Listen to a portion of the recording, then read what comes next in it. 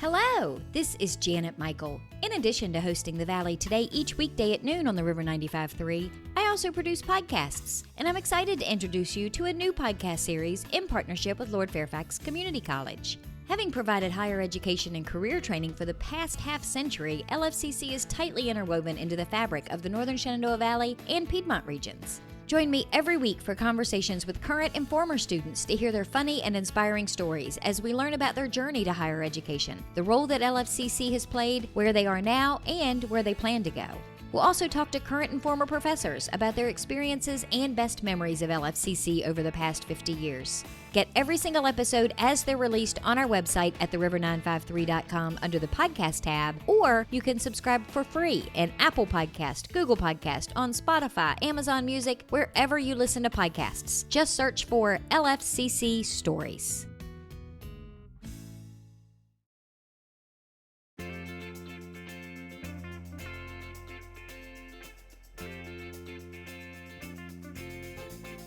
Hello and welcome to the Valley Today. I am your host, Janet Michael. Happy Wednesday as you are listening to the show today. We, of course, have pre-recorded over the Zoom screen, and it is a return appearance for the Valley Business Today of Nikki Kales from the Front Row Warren County Chamber of Commerce. Nikki, when you were here last Wednesday, we chatted with Jim Martin from SCORE about all of the business advice options and mentoring options that SCORE offers to local businesses up and down the Shenandoah Valley. And the plan then was to bring Herb in, who is also on the Zoom screen with us today, to talk about the new round of PPP. But I got to tell you, I got so many questions about the old round of PPP that Herb is just going to get bombarded.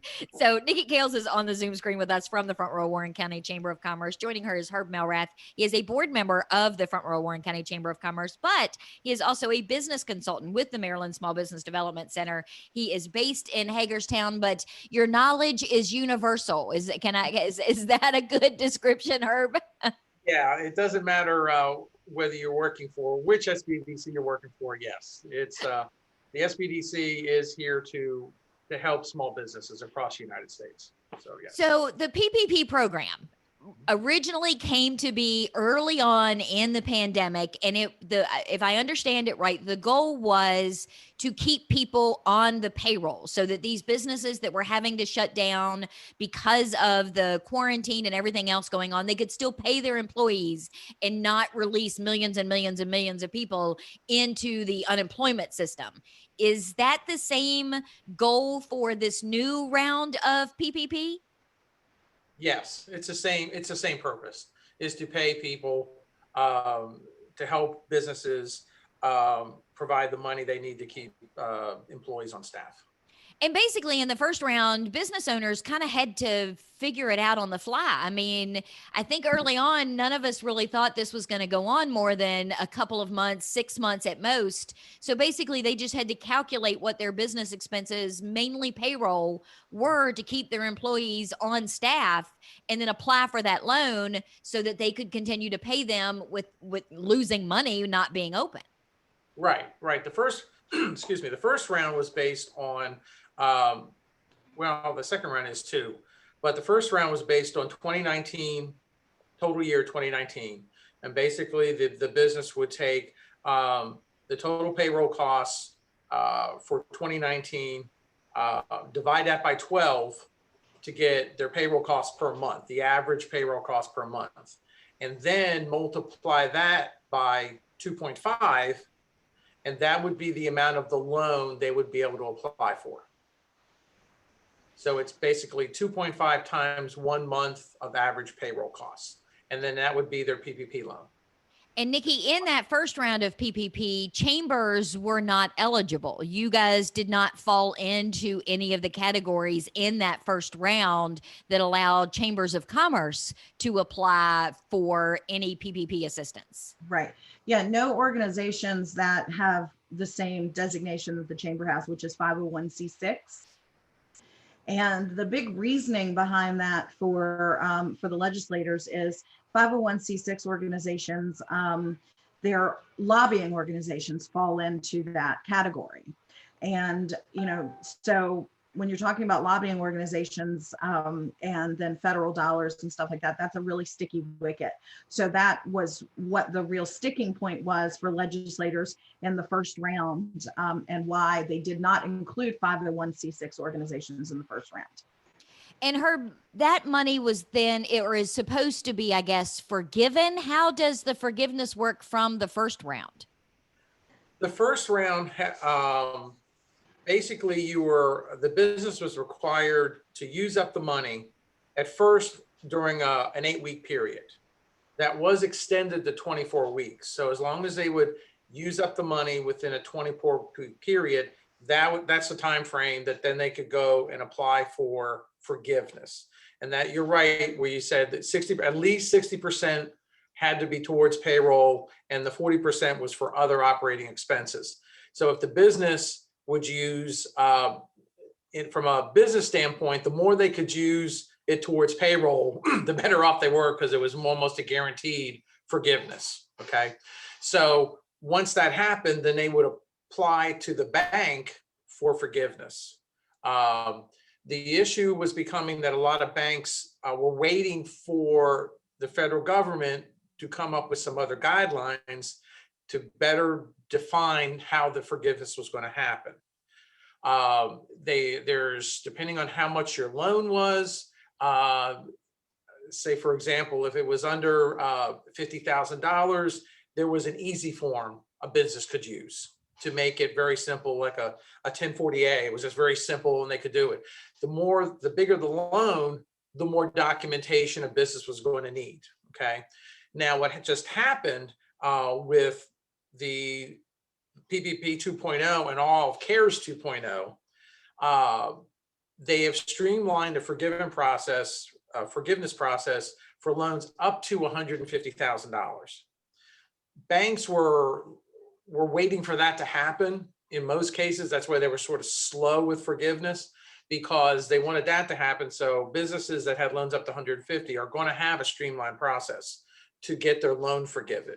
Now, those applications may or may not be ready today for them to start. It is really going to be bank specific of whether they have the forms in place so that their customers can apply for forgiveness. And that's an important point too, because I think there might be a misconception out there that because this money was coming from the federal government, that the federal government is who you go to get the money.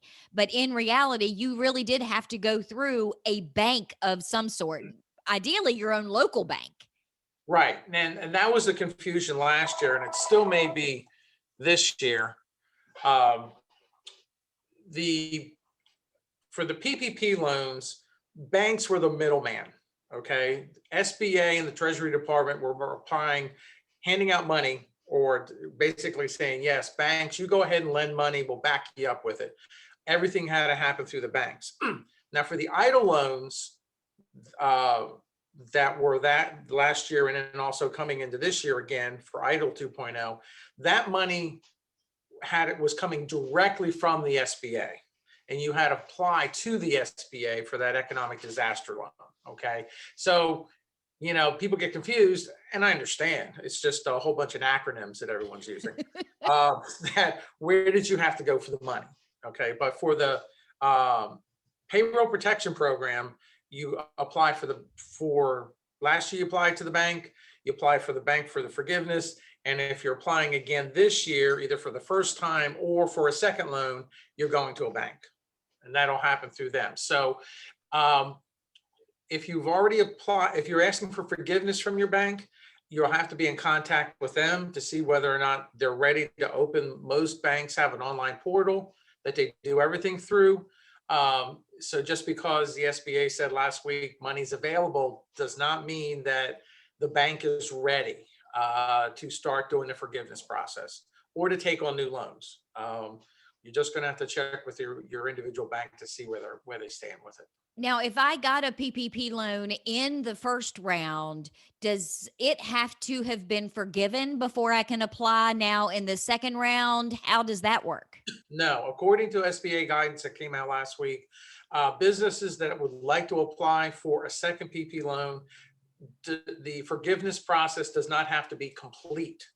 Now it's up to the business to make sure they've spent all the money from the first loan and have that documented, but the whole forgiveness process does not have to be complete prior to them applying for another loan. Also with this round, round two, a business does not have to go back to their own bank that they got the original PPP loan to get the second one. If they want to go somewhere else, they can go to somewhere else if they'd like. So that makes it a whole lot nicer, especially if your experience wasn't that great with your first bank. You can kind of, and there are what they call community development financial institutions, CDFIs, that the SBA with this go round is really trying to hit rural areas and disadvantaged communities to get the money out there first. That maybe for those businesses that didn't get a chance to get it the first time. So that's their goal, to hit the small and rural areas first, and then roll it out to, you know, everyone else later this week and whatever, as far as having monies available. But do you know how much money in that first round, all told, there was available? How many bajillions of dollars? Because it was a lot. In my head, I don't. It was a lot of money. It was billions of dollars. And then how much is available in this new round? In this new round, there's an additional $284 billion in funding that's available for round two. And did they put stipulations on it? Because I remember in the first round, we saw a lot of things in the news about these larger companies. Shake Shack comes to mind, even though we don't even have a Shake Shack around here. But a lot of those larger franchise companies were getting these PPP funds, taking them away from small businesses and Main Street businesses, and they shouldn't have been. Is that still the same kind of disqualification in this new round? What they've done to receive the second round, if they're going for a second round, is they've lowered the number of employees to 300 or less. Last year it was 500 or less. They've lowered it to 300 or less. And if you're going for round two of a PPP loan, the requirement is the business must be able to demonstrate a 25% reduction in gross receipts in any quarter in 2020 versus 2019. So the requirements are different for round two.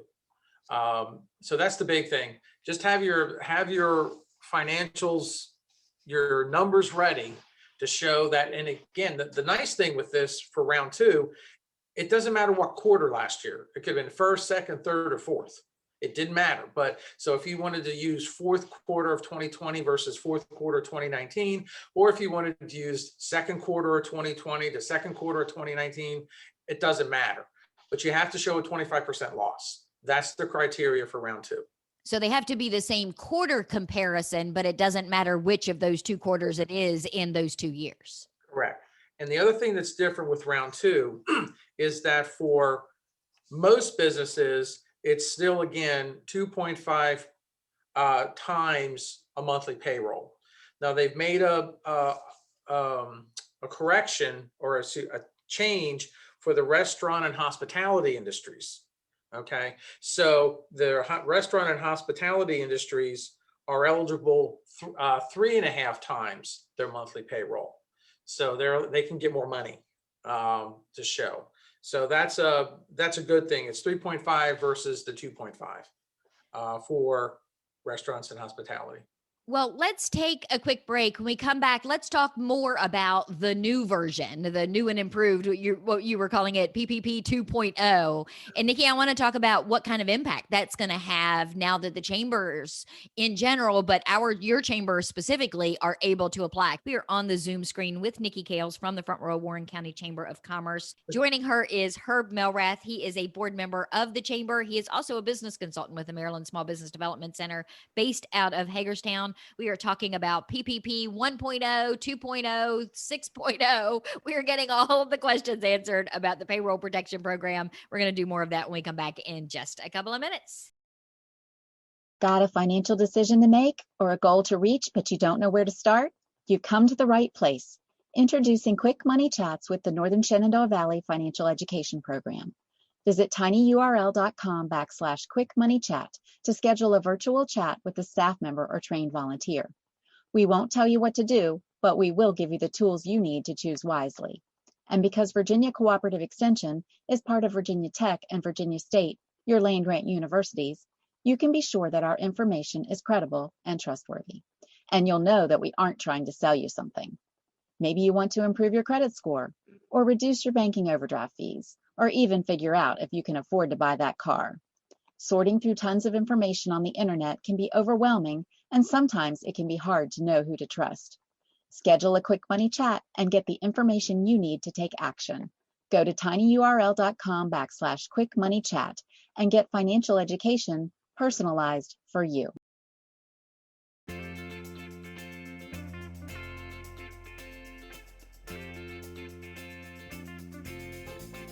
Welcome back to the Valley today. I am your host, Janet Michael. Happy Wednesday as you are listening to the show today. It is the Valley Business Today doubled up, I think, this month, because we are on the Zoom screen once again with Nikki Kales from the Front Row Warren County Chamber of Commerce. Last week, we used the Valley Business Today to chat with Jim Martin from SCORE for small business help. Today, we are talking with Herb Melrath. He is a board member of the Front Row Warren County Chamber of Commerce, as well as a business consultant for the Maryland Small Business Development Center. He is based in Hagerstown. But Herb, you're here. You're in Front Royal. You're the former owner of the Main Street Daily Grind. I mean, you're on the board for the chamber. You are deeply ingrained in our community.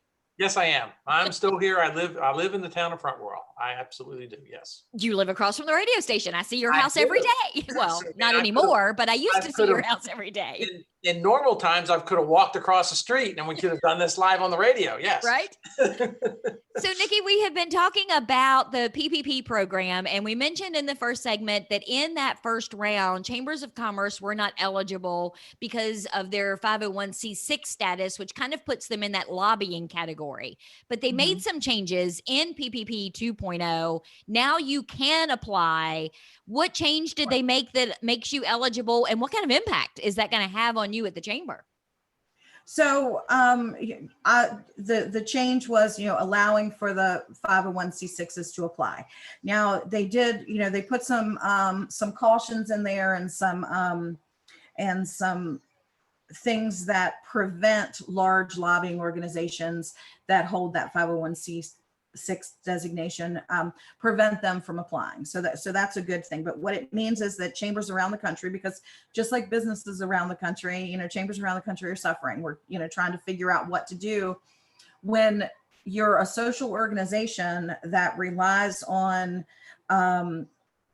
being able to bring people together and connect them, and have large events and those sorts of things. And with the pandemic still raging, which of course we thought would not be the case this far into, not even into 2020, but now into 2021. So being able to apply for PPP is helpful. Now, it's not a huge amount of money. It's not something that, for chambers in particular, will necessarily keep the doors open, so to speak, but it is helpful. And it is nice from an organization standpoint to be recognized, and to be, there were a lot of senators and a lot of legislators who stood on the floor and talked about the importance of chambers and how vitally important it is to keep these organizations open in their communities. And I think that was, for us, who are out here working in this industry, was very, very heartening to hear that they see us and they understand the work we're doing. So it's an exciting thing to be included, because, things are very much up in the air. Who knows what, it used to be that we could look in, we could look 6 months down the road and kind of knew what was going to happen. But, over the last, 10 to 12 months, things have changed dramatically. And so now it's not as easy to look down the road and say, oh, hey, we're going to be able to have a wine and craft festival in May. And that's going to be a revenue generator. And that's going to help us, put on all of the programs and educational the educational programs and projects and those things that we want to do to help our business community and our community as a whole. So things are really up in the air for everybody. And this is, another avenue that maybe will help us keep the doors open for a couple of months. Well, and traditionally, chambers are not organizations that have even 5, 10, 20 employees. So like you said, this isn't going to be a huge amount of money. I mean, I know you are the employee at the chamber in Front Royal. Right now I am, yes. And it was one of those catch-22s because a lot of businesses have closed, but a lot of businesses turn to their chamber even more now for those educational programs, for advice on how they should be doing XYZ. And it was very difficult for you to be able to keep the doors open and offer that information, knowing you didn't know where the next dollar was coming from. Sure. Well, we were very fortunate. Last year. We have a very proactive local government. And so we were fortunate to be able to be part of the CARES funding for local small businesses through the town and the county. And that did a lot for the chamber. It was a lot of work. Herb was involved in that as well. It was a lot of work. But it provided an avenue for us to be able to not only help our business community, but also, to just stay open and, find other avenues and other ways to do the things that we do. And, we're still providing the services that we've always provided, but we've had to figure out a way to do it differently. And Herb, so aside from the fact that chambers couldn't qualify and apply in the first round, what do you think the numbers are going to be of the businesses that either did or didn't in the first round that are suddenly going to say, wow, I really should have taken advantage of this back then. I am coming in now and I'm coming in hot. How quickly do you think we're going to run through this money? That's a good question. I don't know. It's hard to say. With a PPP, it's going to depend on the ability of basically the banks to get back up to speed. Now it won't be as bad as the first time because they'll have the website portals and everything will already be up. Banks won't have to recreate, or build a website portal. They've got it. Okay. The question will just be the paperwork they're going to require and whether or not they're going to be waiting for the SBA to provide more guidance on what that paperwork should look like.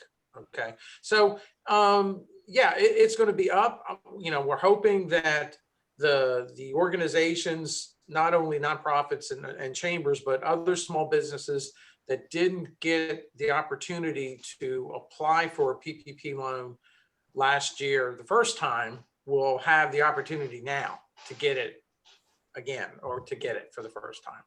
And Nikki, you were telling us before we started recording for the show, you've already had several local banks reach out to you because they knew chambers were included. So if you have a relationship with your local banker, now is the time, if they haven't already reached out to you, that I would guess to reach out to them and say, hey, where are you in the process and what do you need from me? Oh, absolutely. Now would be the time, and to speak a little bit, to just circle back for a second about businesses applying. So just last week, I had conversations with 2 local businesses who were doing pretty well last year, beginning and mid of last year. So they didn't apply for PPP. They didn't apply for the CARES grant funding, any of those things. Now they're not. This is stretched on far longer than any of us had anticipated. And so now they're not doing so well. And they're looking for help and they're looking for assistance. And so, I think this PPP is right on time. Herb, has some other things he's going to, some other opportunities that he'll talk about later. But, I think we're seeing a whole nother round of businesses now that we're doing okay. And just because the pandemic has stretched as long as it has, they are no longer doing okay. Well, and Herb, I know you mentioned in the first segment the EIDL loans, and we're running out of time for the radio show, but thankfully you guys agreed during the break to continue our conversation when we're done. So people will be able to hear it on the podcast version, which, by the way, had 97,842 listens in 2020. Just want to say. I'm glad you're throwing that number out there, Janet. There you go. But Herb, there probably are a lot of businesses, and probably even more locally than we realize, that thought in that first round that that wasn't money that was meant for them, or it was going to be way too much trouble to apply, or that they wouldn't get approved because of credit history or the number of employees they had. Can you dispel real quick before we wrap up why they should consider applying in this new round? Um, it's available to you to, as a small business owner, you need to apply for anything that's out there to help your business move forward. Some of these, you know, they look at credit scores, and some of them they don't, but you just need to. Even the SBA has been very lenient on even with the EIDL loans, you know, what people are supposed to get. Even if you, we can talk a little bit later about the EIDL advance, you know, that's coming back, and people that may not have gotten the $10,000 the first go around are going to be able to apply again and get the difference between whatever they received and the $10,000. So it's, if you don't know how, you know, or what it is, or, you know, or exactly what to do, reach out. There is support there. That's sort of why Nikki and I are on here today, to say, you know, we're here to help, you know, and it is just call Nikki at the chamber, call your local SBDC people. There are resources. Call Jim Martin that was on last week at SCORE. There are resources out here to help small businesses. And like I always tell my clients, if I don't know the answer, I'll find the answer, because I have contacts to get out that be able to get an answer for you. So there is help. And there are programs, and there are just so many different programs that are specifically for certain parts of the business industry that it's not for everybody, but there may be something out there that's good for a certain business industry. So, and we're trying to keep up, you know, us in the, you know, me being in the field, you know, I'm getting emails, I'm getting stuff from the SBA every day. So we're all learning. We're all trying to keep one step ahead of our clients' questions. And we may not have all the answers yet, because we're still waiting for the SBA to provide more guidance. And we'll tell you that. And as soon as we get the information, we'll definitely get it out to you. And I think the most important thing that I've learned, you know, and Nikki, I have mentioned those coffee break conversations on Friday mornings with the chamber more probably in the last 2 or 3 weeks than I have in the last 10 months that we've been doing them. Yeah. But don't immediately disqualify yourself. Let somebody else disqualify you that is in a position to do it. Don't do it to yourself, because you're probably wrong when you're doing it. Very true. Very, very true. The number of business folks that I've had conversations with, we're having a conversation about something else, some other issue or some other program or whatever it is, and then I'll ask the question, have you applied for PPP, or have you applied for EIDL or whatever, and the answer being no, because I didn't think that I would qualify. I can't tell you how many times I've said you absolutely need to apply. Yeah, because the worst that's going to happen is you're going to get a no, but the likelihood that that's going to happen is so much less than if you don't ask at all. Exactly. And that's what we're here for, as far as consultants too, is to help you through that, because each small business is different in the fact that their financial situation is different. Their financial history, their credit scores are different. So we're here to help you, that if one doesn't maybe work for you, maybe something else does. So we can help you sit down and talk about your individual financials, and then what may apply, maybe where you can apply first. The biggest bang for your buck, try the other ones. So there's federal, there's state, there's local help, and we're here to help you work through that and try to help you find out which is best for you.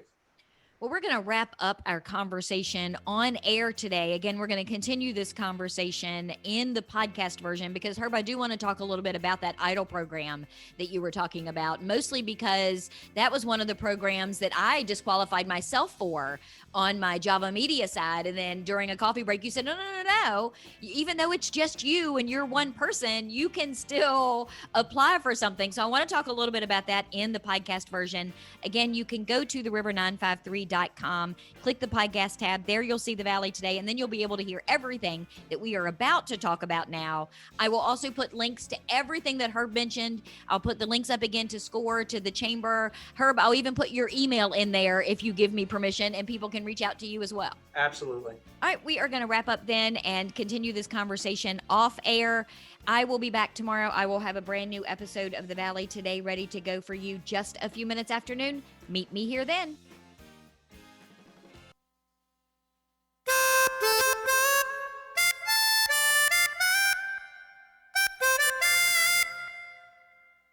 Welcome back to the Valley Today after the show. The cool part about doing the after the show is I don't have to reintroduce my guests, because if anybody is listening right now, they're already listening to the podcast and they already know who these people are on the Zoom screen. So, Herb, I want to talk about the EIDL program because you mentioned that a couple of times during the show and we just didn't have enough time to get to it in any great detail. First, start with, what does EIDL stand for? EIDL. It's the, oh man, you caught me. Economic Injury Disaster Loan. Thank you. Yeah. Thank you, Nikki. You're very welcome, Herb.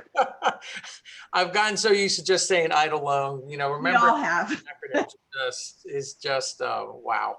And what that was, the EIDL loan was a program that was set up by the SBA. It's not set up. The SBA has always had these economic disaster loans. Okay, it's what people use for when hurricanes happen. Okay. Or really kind of disaster kind of loans the SBA provides. What they did is they put aside. They added this to when COVID hit to provide these types of loans for COVID disaster. And it's a long-term loan. It has fixed rates, like the regular rate is like 3.75. It's good up to 30 years. Requirements like below collateral, anything under $25,000, they don't need collateral. There's some really easy being able to apply for to get the loan. They were also deferring like the first year of payments so that you didn't have to start paying till a year out. And spreading these types of loans over a long period of time made the monthly payments really easy and really good for them. So that was really helped out a lot of businesses the first go around. Plus they also had the EIDL Advance. And what the EIDL Advance was or grant is what it was. It's something that SBA tried to get money out quickly in businesses' hands. It started off with a $10,000 advance. They changed it a little while into the program because I realized the $10,000 was going really quickly. They split it to where it was based on the number of employees. So, and you got $1,000 per employee, up to $10,000. So if you were a sole proprietor with one person, you got $1,000. If you had 5 people, it was $5,000. So at least that was money that people could apply for and automatically get. And it didn't, if you did not qualify for an EIDL loan, you could still apply for the advance and still get the money, even if you didn't qualify for the loan.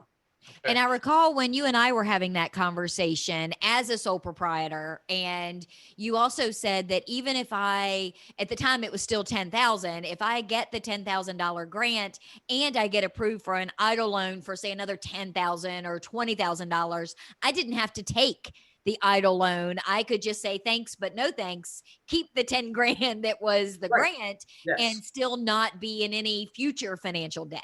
That is correct. That is correct. You could have done that.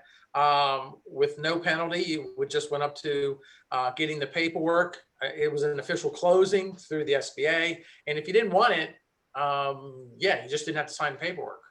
Now, what does it look like in this new round? Is it the same exact thing? Is it the $1,000 per employee, or is it separate from this PPP program? It is separate from the PPP program. So they're calling it the EIDL Advance 2.0. And this is getting another $20 billion into the EIDL Advance grants. This is just for grants now that they're putting into. And if you would have applied for an EIDL loan last year or a grant and only received, say, $5,000 grant, you can now go back and apply for another $5,000 grant up to 10. So it's making it whole that people can get more grant money from the federal government for up to $10,000. If you last year already got $10,000, you're not going to get another $10,000. That well is dry. Yeah, that well's dry, but they're really trying to make it so that you can get it up to the $10,000. Now, if you haven't applied for an EIDL before and you're trying to apply again, you'll also be able to apply for the grant and you'll also be able to apply for the loan. So but now it's the $1,000 per employee, not just a full out. I can't go and apply for $10,000. I can get $1,000 as a sole proprietor. You know, to be perfectly honest, we have to wait for the guidance on that. Ah. I have not seen how they're going to be handling the advance for new businesses that are applying. So since I haven't seen it in writing yet, I am not going to say what is it. Now, were there stipulations on how you spend that money, like there are stipulations on the PPP for payroll? It's basically the same as it was last year. It's going to be for operating expenses. So it was a good thing, you know, for people to get. And the one nice thing about the EIDL loan that we try to convince businesses, even businesses that didn't want to go into debt. Then I had quite a few clients last year that were just risk averse. They just didn't want to get into debt. And the fact is that you can apply for the loan, you can get the loan, and you could stick it away in a savings account somewhere and use it. You have a year till you start making payments on that loan. If you decide this time next year that, you know what, you're doing okay, that you don't need the loan, then pay the loan off in full. Yeah, just pull the money out and write a check and be, square. Yeah, no, the only thing you'll have is a little bit of interest on the loan itself, but you can pay the government back and not even make a loan payment and just get rid of it. But you'll have that money set aside for the issues that may come up later this year. Like last year, you know, we're telling people to do that. Well, you know what? There may be some business right now that's tapping into that EIDL loan because you know, vaccine is taking longer to roll out and we're just not going to happen first quarter, second quarter, third quarter. You may be using that loan now just to stay afloat. So yes, if they haven't applied, it's just makes good business sense right now to do that. If you're trying to find ways to keep your business afloat and have money set aside that you may or may not have a line of credit with the bank, and times are tough, that you can set this aside. And again, you may not need it right now, but that it's there in case you do. Well, and Nikki, you made a good point during the on-air conversation that there were a lot of businesses that didn't apply in round one of PPP because at the time they didn't need it. But then things do change. I mean, businesses that shut down early on didn't have to shut down. They figured it out so they could stay open and they were okay. Businesses that could stay open early on found out that wears off after a while and things started going downhill and now they need it. So like Herb says, it doesn't make sense to not do it, because none of us can predict the future. And no, man, I really wish I had. I'd rather be sitting there looking at that comma in my checking account than I would sitting there looking at my checking account wondering how I'm going to make rent this month. I think if nothing else puts an exclamation point on the thing you just said, you know, the last 10 months should tell us we have no idea. And so, you know, it's better to be prepared and to have the money and not need it and be able to give it back or, pay off the loan or whatever, than to not have it and really, really need it. So Herb, have you seen, I mean, you've been at the Small Business Development Center over there now for quite a while, where you were there even before COVID hit. So you kind of have some pre-pandemic idea of what business was like. I mean, how shocked were you when all of this stuff started happening and suddenly PPP 1.0 is dropped in your lap? I mean, that was a lot of learning, I would imagine. It was, and just sort of like it is now again. Yeah, it was just trying to keep one step ahead, try to be able to help my clients, trying to get the information, understanding that what we have learned is that making sure we get the guidance from the SBA and information before we try to say anything, we say the wrong thing. Because there's a lot of noise out there. There's a lot of information. People think they know what they're talking about. And there's some things that we thought were happening, and then the SBA, changed their mind and whatever. So what we're trying to do is, that's why I sort of said today on some things, I don't know yet, because they were telling us even last week, maybe 2 or 3 weeks until the SBA puts out the final guidance on basically how they're going to execute everything. So until we can, really get into the details, how for businesses to apply and everything else, we have to wait and see what it looks like. What we know now is the generalities. They're very similar. Some of the criteria is a little different, but until you get into the details, well, I want to apply tomorrow. How do I do that? If your bank doesn't, like for the PPP, if your bank doesn't have their portal up yet, that means they're not ready to take the loans. I don't know as of this morning whether the SBA even has their website up yet. I didn't check. Usually you have to go on and check every day just to see if it's back online yet or whatever. So don't know, but it from last year was a total, the workload just went bonkers. And I felt, as a consultant, I felt good that I was there. I felt really good that I was trying to able to help as many businesses as I could, because they needed it. And I could relate to them because, if this happened 4 years ago, I would have been in their shoes, absolutely in the same place as they are. So I get it.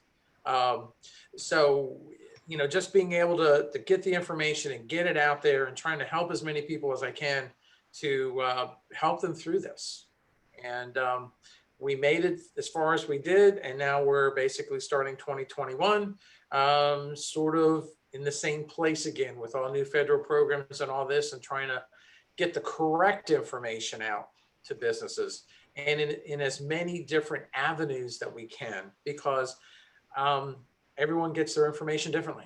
Yeah. And trying to get it into the people that need it is the hardest thing to do. So we talked about the PPP loan. We talked about the EIDL loan. Are those the big ones? Are there others? Is there something that's kind of out there that you think is obvious that everybody should know, and then you learned, wow, I can't believe nobody knew that this was there? Or are those two pretty much the biggest pieces of that pie? There is another one that is really good that I don't have a lot of details on yet, that there's a grant out there for shuttered venue operators. Meaning locally, like local movie theaters, event places that actually they're going to be able to receive grant money. I don't have a lot of details on that yet.